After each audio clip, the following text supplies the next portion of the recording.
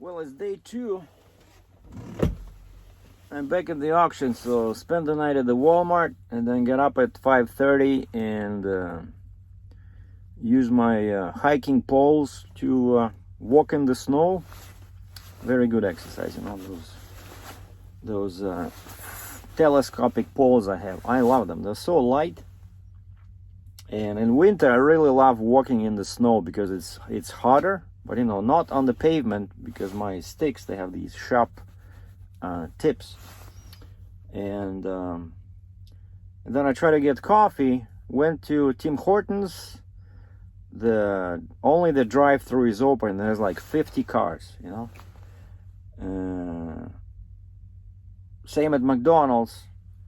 So finally, and so you cannot even use the washroom. You cannot wash your face.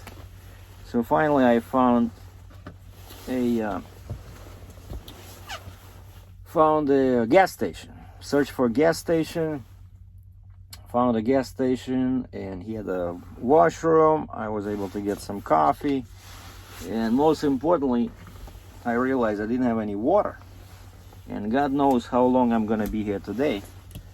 And I talked to the broker yesterday about detention, and he says, well, my customer says you told him you don't want any detention, that there's not going to be any detention.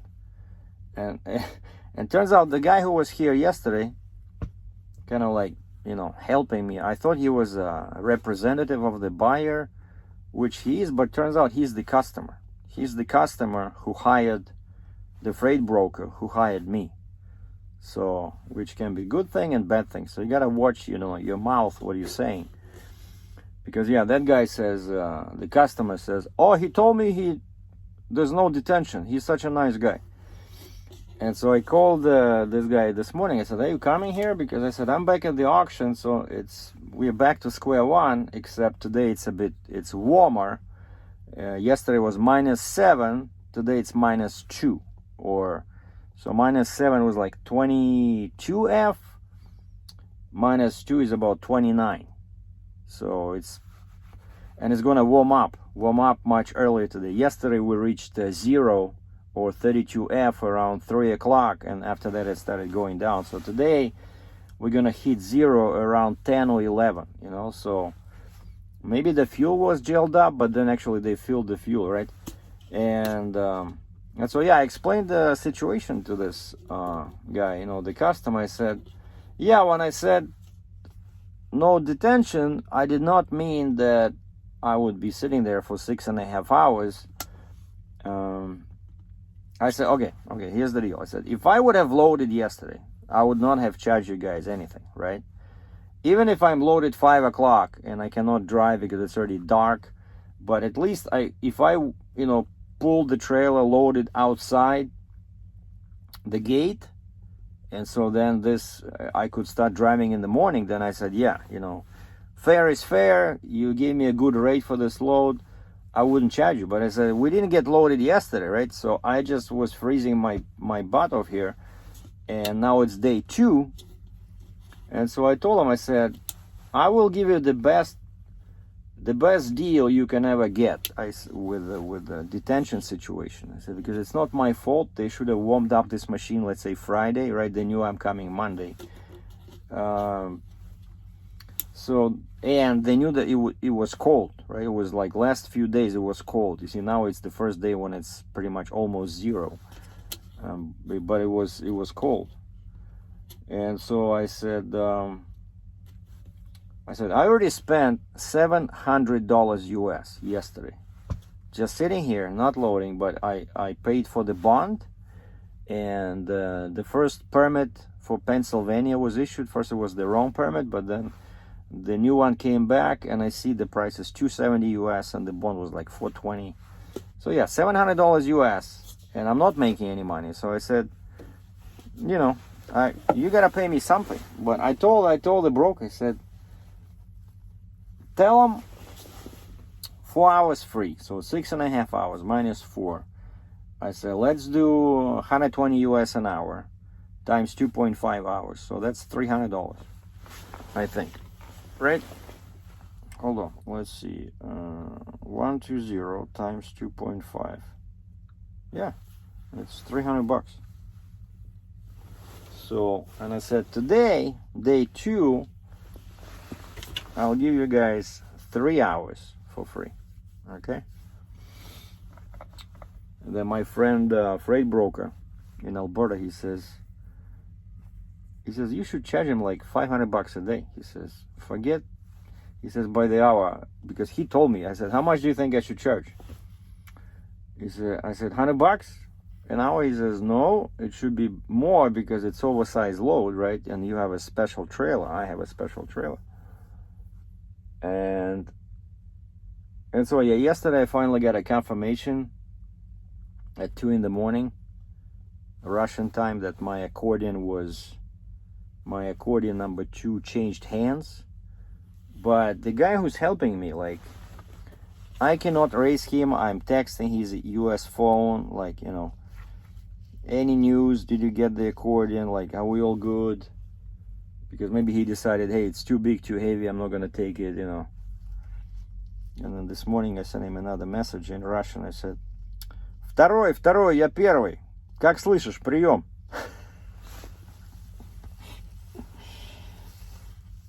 Which loosely translated means, second, this is first. How are you receiving? Over. Can you hear me? No. Как слышишь? How are you receiving? Прием. Over. Over and out. So hopefully he'll get back to me today. But basically today is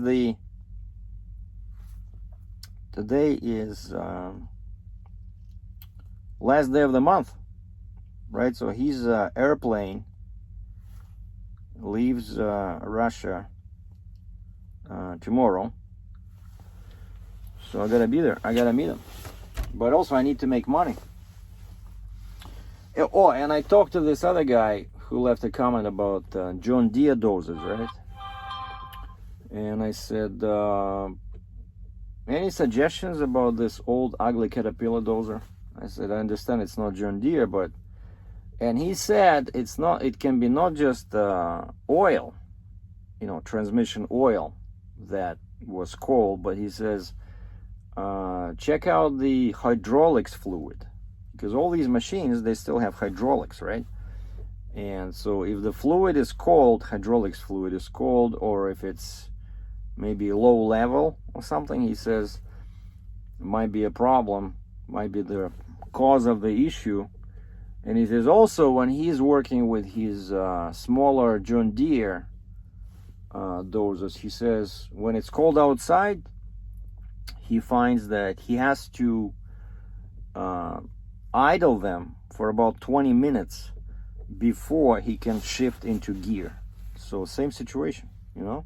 He says if the engine is cold, or if the hydraulics fluid is cold, or transmission fluid is cold, the machine will not allow you to shift into gear. And that's exactly what's happening, you know, because I'm moving the lever, but I don't feel any kind of, like, you know, like there should be like a slot there, right? Like, let's say when you're moving the gear, it should boom, you know, there should be some kind of a sound or something, right? Or feel in the handle that boom, it's in the position, right? Boom. But instead, it just goes like this. I pull it, I cannot move it anywhere, and it just goes back to neutral, you know. So there's no fixed position that I feel when I move it, you know, kind of like a gear, right? You know, like you see now, I know what is this. This is second gear, right? So without a clutch, I can put it in. So I know it's in gear. Oh, I can go into second without the clutch, and I can go into fourth. But so that's what it should be. That's what I mean, right? So, but this one, you pull it, it doesn't want to stay put in one gear, so that you don't feel any click or anything like it going into something, right? Somebody keeps sending me emails here. I can see on the left of the screen. Hold on, let me check on my other phone. By the way, this other phone, this Samsung phone, like, I love doing videos with it. because it has so many angles there, you can adjust the focal distance. But my broker responded, please make sure the customer, knows the total of detention time that you are wanting.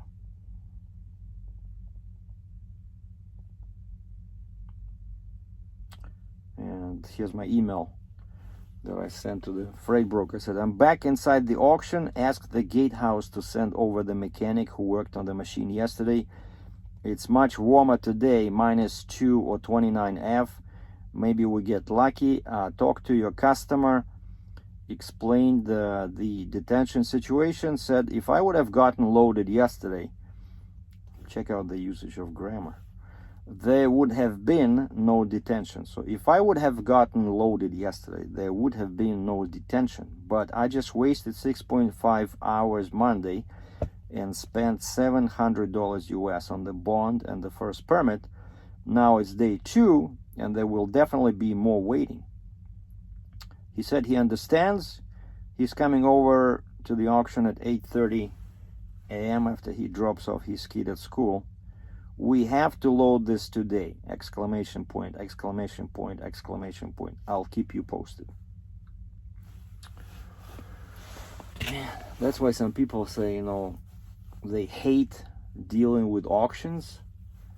Doesn't matter what kind of auction, but the problem is the old machinery, right? Because by definition, if it's an auction, you're loading something used, like most of the time. Like very rarely they are selling something new where, somebody couldn't find a customer, right? So they just gave a brand new trailer or truck or machine to the auction, because, you're never gonna get a full price because people always are looking for a bargain, right?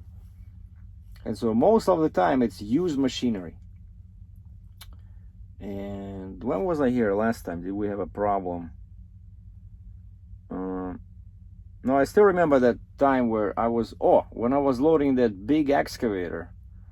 I think it was like my last load for the year. I think it was either 2020 or 2019. I was loading an excavator which was like 50 years old, and it was fully mechanical with no hydraulics. And we had to call a local guy here who's kind of like specializing in this. When he knows some older machines and people have trouble moving them or starting them, he comes over. Of course, you have to pay him, but he was helpful. He loaded that excavator, and I don't remember if we had problems starting it, but I remember I had a problem driving it because it was going sideways, and you have to stop. Like it's one of those older machines where you cannot turn while you're driving. So you have to stop and then turn and keep going. Like once you put it in gear, it can only go straight. I think this dozer is the same thing, because you have those levers in there. But you have to pull and then push the pedal. So that's your transmission. So I'm pretty sure that means it's gonna stop and then you start turning. So it can be a pain in the butt, these machines. So like an excavator, right? or a modern dozer, you can just turn slightly as you're driving, which of course it's better for my trailer, because once this thing is on the trailer, I don't want to do like this on the spot. At least I want to do like this, because it's going to tear up the floor. So anyway, time now is 8:37. No mechanic, and my thermometer says on the dash we are at -2 Celsius, and this one here says, yes, it says Bolton, Ontario, -2. And just to confirm, Celsius to Fahrenheit. -2. Oh man, it's actually 28.4 Fahrenheit. So I gotta multiply by 9, divide by 5, multiply by 9, divide by 5, and then add 32. And that's how you get to 28.4 F. 9, 5, 32. Got it.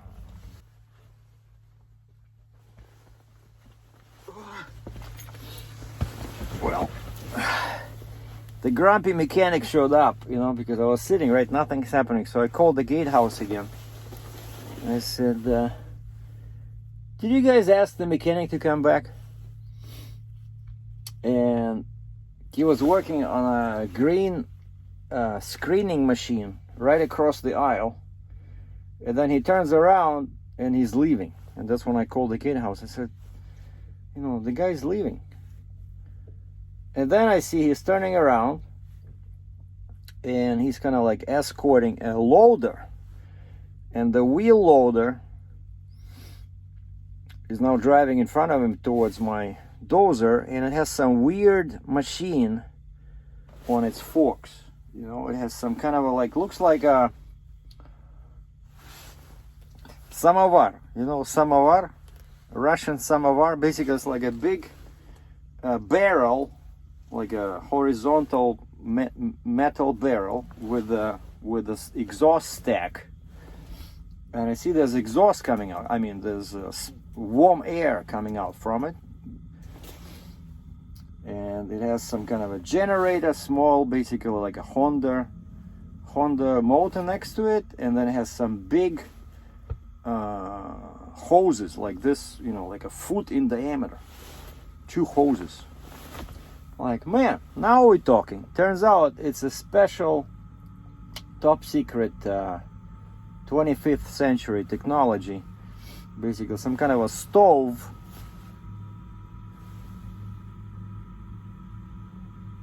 I saw smoke on the rack. I started my bunk heater because it's very cold. I don't want to run the engine. And so that's what they did. So they loaded that. The loader moved that electric stove next to. Well, it's not that I don't think it's a stove. It's a generator. And then somehow you have fuel and power on the one hand, and on the other hand you have hot air, right? And there's like I'm guessing there's a fan in there, and there's but it's so warm, it's so nice. It's even though it's like -2 or 28 F, but it's freezing outside. I'm telling you, like that's why I'm wearing these boots. I love these Canadian Tire, you know, hunting boots. They're waterproof and they're very warm and they're very light. That they weigh less than a sneaker, and these were like, I forgot, $40, $50. But they're so hot. Like when I'm driving, I cannot use them because I get so hot. You know, my feet get so hot. It's like a bathhouse. But outside in bad weather, actually, that's what I used today when I was walking with my sticks. These ones away. I forgot the brand. What is this? The Fit Life. Fit Life. Yeah, it says Fit Life pretty much everywhere. Fit Life. You see they have these telescopic connectors, and that's the tip. And I just put them. I try to clean them inside, and you can open this blue thing, and they fold, and they become like this long. But I put them like this because there's some dirt in there.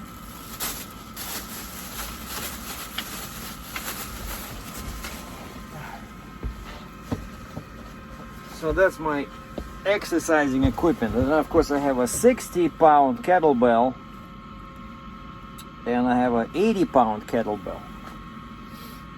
That 80-pound, man, that's a monster, you know, but I love it to use for I don't do it every day, but you know, when I don't I feel so much better when I exercise.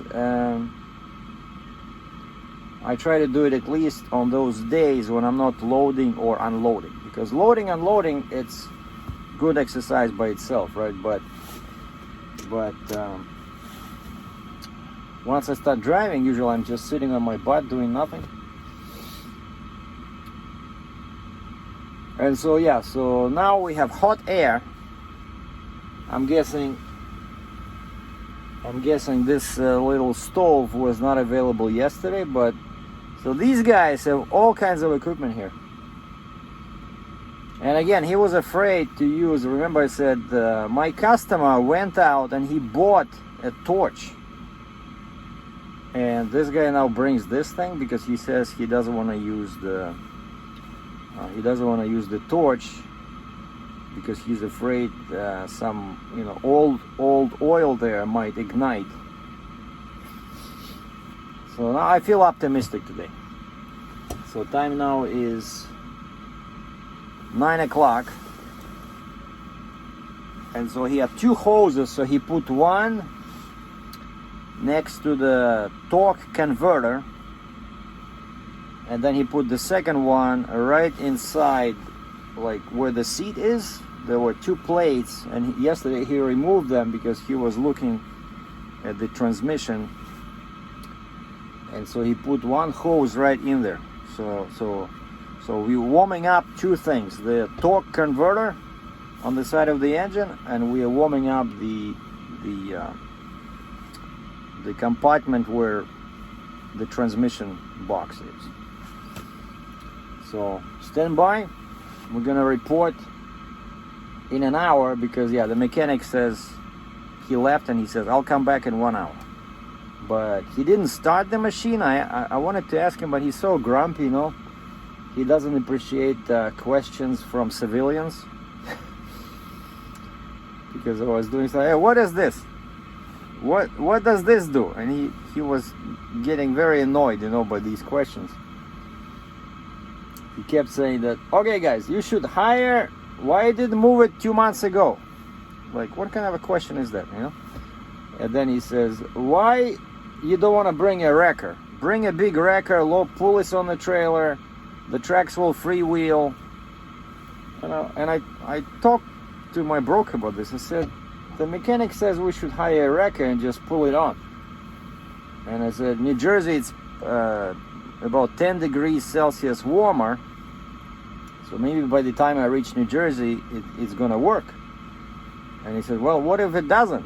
Then we might be in trouble because the port, I'm guessing, the port can refuse to accept a machine that cannot move because you know, cranes are very expensive at the port, right? If you want to use a crane, it can be like $1,000, $2,000. You know, if they need to use a crane to pick it up and load it directly in the ship's hold. So basically, yeah, my customer and the broker were not very keen on doing that. So, okay, we'll continue in an hour. Okay, time for an update. The customer showed up, and I see he's walking around. So I was watching videos on my computer, and my search consisted of words: starting a dozer in cold weather. And then I saw all the results were about cold starts. And then I said, okay, getting the dozer to move in cold weather. Nothing. It just shows how people start dozers. Actually, one guy had a neat trick. He took off part of the exhaust manifold and started a little torch, you know, and I was just blowing hot air inside the intake manifold, and the machine started, you know. And of course he hooked up the external batteries or external, generator to the batteries, and then he was doing this. He said he didn't want to do ether, and so the flame really, increased the temperature inside the engine, and so it started. But it was a small dozer. I think it was a case 450. Cool video. And then another guy was starting, he says, a minus 20 below, and I'm guessing it's either minus 20 Celsius or minus 20 F, and he was starting a Caterpillar dozer, and he took out the air filter, he cleaned up the air filter, and then he was spraying ether on the inside filter. He says there's an inside filter somewhere there inside the engine, and he sprayed something on the filter, I think. No, he took out the filter altogether. The big filter, because it was dirty, he took it out. And that's it. It shows he warmed it up, and then maybe probably after an hour or so, now the next frame shows he's pushing snow on the side of the road, basically using the dozer. So everything worked. So anyway, it's 20 minutes past 10. So in 10 minutes it will be 2 hours as that blow heater was warming up the dozer. And the mechanic is lost in action. I tried calling the gatehouse a couple of times. No answer. They're not answering the phone. I don't see his truck anywhere. But the good news is that I see the dozer is really warming up, because I see water dripping from icicles on the engine, so it's getting warm. But we cannot start it. Because the batteries are bad, and so you still need somebody to hook up external power to the batteries to start it. So, and then of course the next challenge is washing the tracks. And I told the guy, I said, did you talk to the shop in here, because they have a truck wash in there? And he says yesterday they were busy, right? I said maybe today they're not as busy, because today is Tuesday. And he also said he was trying to get a mobile wash in here. And I said, yeah, I think probably here they would be able to wash it, but I said, I don't know if you know this, but many mobile wash trucks, they will refuse to wash the equipment on somebody else's property, like for example at a truck stop. And how do I know that? Because it had a similar situation, right, where the machine was dirty, happened to me, and then my broker is asking me for help. Can you please find somebody? I said, okay, I can find a mobile wash, and I found a couple of guys, but they said, no, we cannot come to a truck stop. We can come to your place. And I said, yeah, thank you. And I was somewhere in the States. I was somewhere like, let's say, I don't know, Illinois, picking up something, going to Ontario. I said, I'm not from around here, But I said, how about I bring it to your place? And he says, oh, we live in a residential area, you won't be able to go in the driveway with your truck and trailer. So the guy has no industrial area. But here, because this is the auction's, private property, right? They would probably allow him to wash it here. But I said, yeah, let's get loaded. And next to us, I see some space age guys are walking around, like you're supposed to wear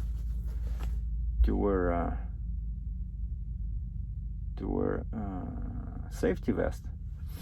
These guys instead opted out for a more stylish outfit. They have totally black outfit, black hat, kind of like square hat, like not a baseball hat, but the same idea, with a visor, but square. Maybe some Cossacks or something, I don't know. and then black jacket, black pants, black boots. And they're walking around looking at some of these forestry loaders. You know, those big loaders that when they cut trees, and then this thing has these claws in the back and it can grab trees and pull them on the ground. And these things just, they got inside, and I see them right next to my doors, and they start them, they warm them up, and they can move them, no problem. But of course, those are much newer than my 1965 dozer. Anyway, I hope I'm getting out of here today. And I told the customer, I said, okay, if I get out of here today, I'm not gonna charge you for any detention for today, but there should be a couple of hours yesterday, a couple of $100, I don't know, $300, $200. And he lives here, right? So he shows up in the morning, and I told him I slept in the truck next to Walmart, and I asked him, did you bring me any coffee? And he says, oh, I'm gonna go get some. I said, no, I'm kidding. Hey. So I found the mobile battery, guys. Okay. They're just in the next row here. No, but where's the mechanic? I think we need the mechanic, right? The mobile battery guy says they're gonna come start it first.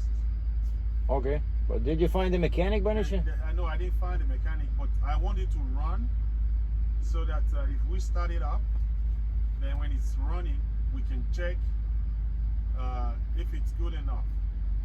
Okay. Because if the mechanic comes, the guy, you know, I don't know, the way he behaves, he's gonna think we took him off the job he's doing.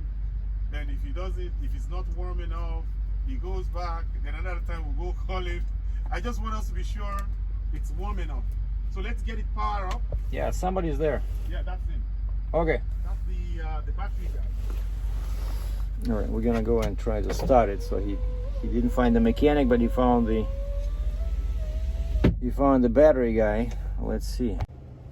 Good news, bad news. Time now 20 minutes past 11, 11:19. And so the heat was under the dozer since 8:30, 9:30, 10:30, 11:30. So in 10 minutes it'll be 3 hours. And the mechanic showed up, but he's busy doing something else. But that guy showed up with that Freightliner truck, and he tried it again. And I said, maybe the clutch is gone or something, like they call it torque converter. And he says, no, he opened it, he says it's spinning, he added some oil in there. And this guy says he personally moved this machine in the summer like 20 times. He says it was moving no problem. And so the only difference between the summer and now is the temperature, right? Because they didn't even use the machine to work, you know, to load something, unload, so there's no chance something is broken now compared to what it was, you know, back then, right? So the only factor is low outside temperature and the fact that probably they didn't start this thing in 2 months. And he shut it down for some reason. I don't know why he shut it down, but he can always start it. But, you know, we kept it running for probably like 2 hours. And then we shut it down, but the heat is still on. And so a guy is walking around. I didn't ask his name, but he knows me. Hey, Sergei, what's up? He watches my videos, and he says, yeah, you probably should talk to the wrecker. And there's the wrecker working behind, doing something there, and this YouTube fan says, you know, maybe he's not going to charge you too much since he's already here. And so I went over to the Mercedes of my rich customer. I said, you know, it might be an idea. I said, we can deal with unloading when I get there, okay? And he says, yeah, in the auction, he says they want it gone as well, right? Because somebody bought it. You know, you bought it, now they need to make room for the next auction, because this was like way, probably, I don't know, a month or 2 months ago. And so they want it gone as well. And so, I also asked him, I said, maybe you can ask the auction people, maybe they have the information about the old, the previous owner. You know, whoever owned this machine must know something. You know, maybe there's something, some kind of a trick we're missing here. But this mechanic, everybody says, this guy who's been here yesterday, today, he's very good, you know. But he keeps saying the same thing. Oh, you should get a wrecker. Get a wrecker. He says, I moved this machine 20 times in the summer, there was no problem. But he looked underneath and he said, you see, water is coming out of the big, kind of like a differential in the truck. So basically, I think it was just frozen. Everything was frozen. And one difference I noticed, you know, was before, when I was moving that shifter, I did not feel any obstacles. Like, I did not feel any gear positions. Then now it started giving me that little jerk, you know, when you go into 1 or 2 or 3, I can feel it's almost ready to go in the gear, you know, like I could feel the gear position. But it's still, as soon as I take my hand off, the lever goes back to neutral. I see the difference because, you know, it's been on the heat for 3 hours now, but it's just amazing. Now it's +1. My dash temperature sensor says +1 Celsius, 33. 33F. I don't know, why is it so difficult, you know? But yeah, I think this past month it started getting really cold. And imagine, a machine is sitting a piece of metal, everything is metal, so everything got frozen. And the good news is that finally I got a hold of my friend in Moscow. Turns out he says he cannot receive my text messages for some reason. I know I keep texting him, you know, from Canada to his American phone, and he's in Moscow, Russia, and he says, like, calls are coming through when his phone works, because now he says, I'm driving, he says, the connection is pretty bad. And he says, you called me and I could hear you, but you were not able to hear me. And so finally I called him again now, and I said, like, did you get my accordion? He says, yes. Okay, man. I said, how big is it? Are you gonna have any, do you think you're gonna have any problems, you know, checking it in as a baggage? He says, no, it's the size of a suitcase. Okay. And so I said, yeah, please, you know, keep track of your you know, costs or something, right? I said, if you have to pay something, of course I will reimburse you. If you have to pay something to check it in as baggage, you know, or maybe they might say something about customs, you know, duties, so definitely. And another good news, bad news is that I said, okay, so what time exactly are you flying in? Because originally he said December 2nd. Now he says, no, it's December 1st. And now he says, well, actually, they delayed my flight. I'm like, what? Sorry. And he says, now I'm leaving December 5th. Man, a good thing you told me, you know. But I said, I'll wait for you. I have nowhere to go. So that's why now it's not a big rush with this dozer.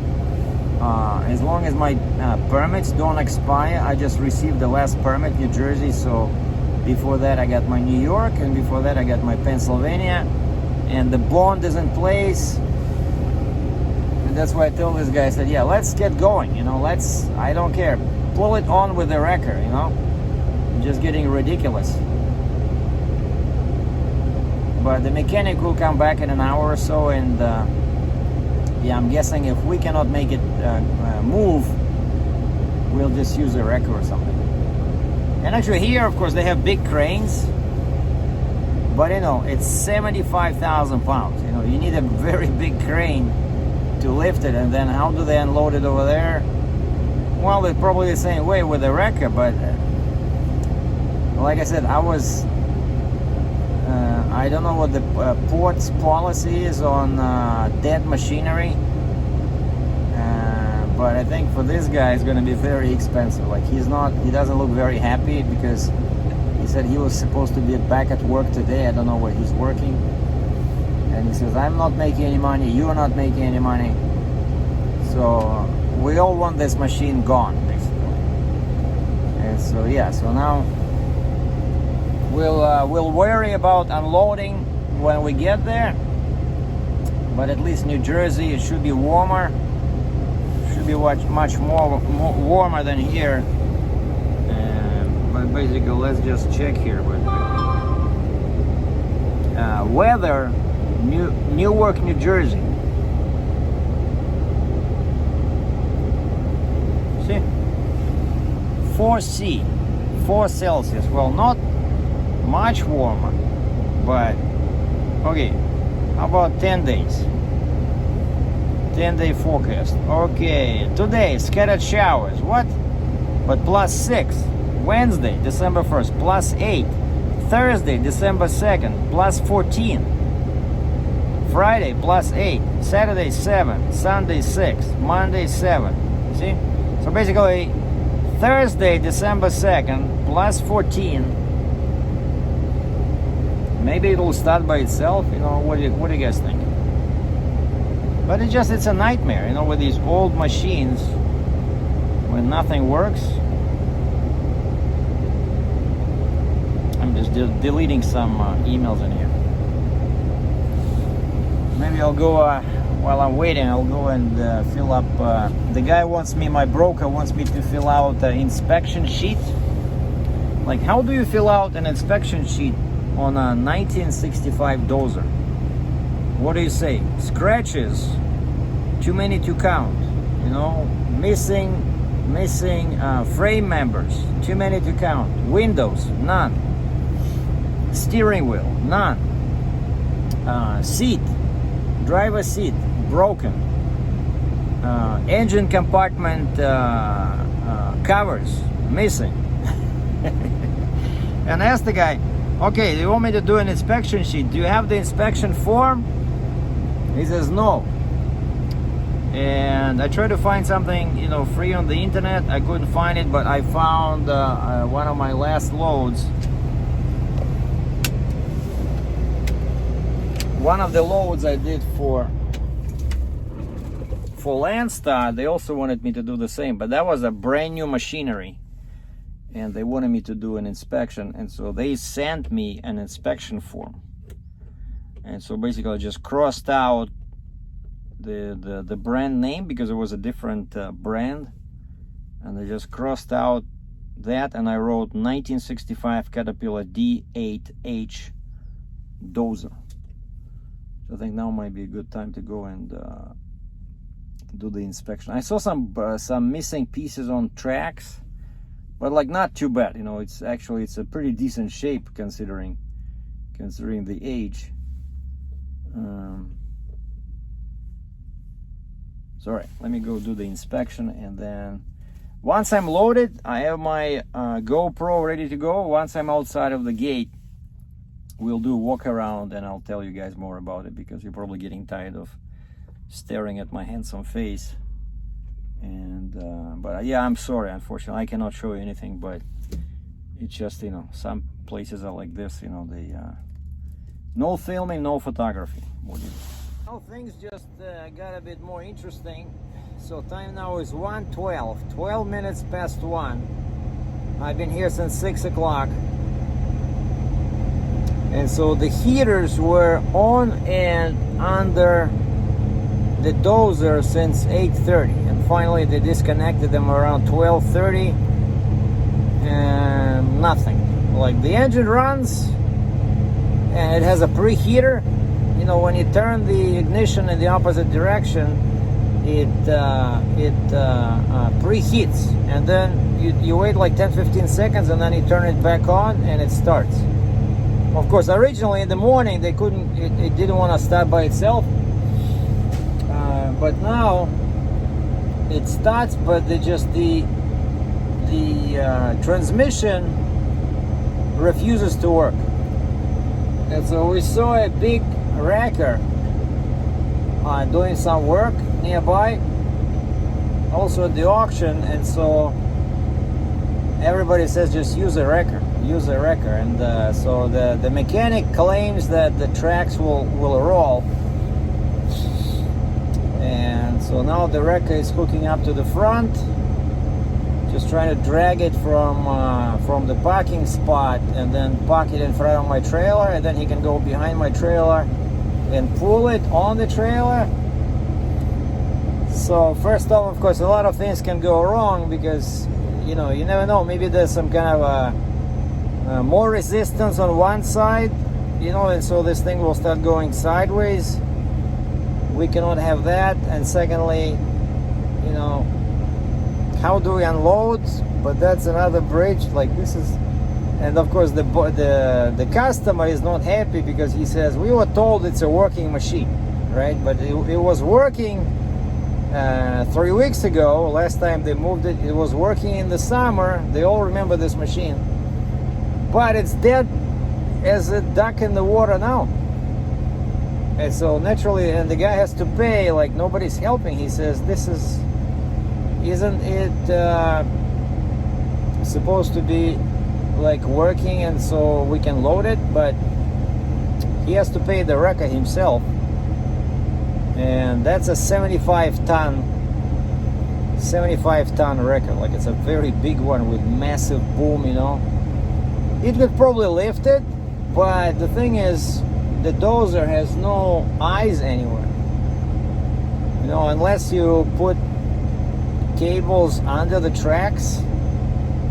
But then it's 1965, so who knows how strong those